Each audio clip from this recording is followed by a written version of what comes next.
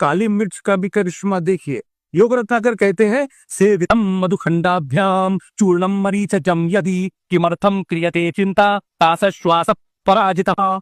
आपको यदि कास और श्वास मतलब खांसी और सांस फूलना लंग्स की डिजीज को जीतना है तो आपको काली मिर्च का पाउडर आधा चम्मच करीब करीब 2.5 ग्राम सुबह दोपहर शाम शहद और मिश्री के साथ में मिला करके देते रहने से, कुछ भी खाए उसके पहले ये जरूर देते तो इससे वो लंग्स की में जो कफ है वो सब मेल्ट डाउन होता है, भूख खुल जाती है।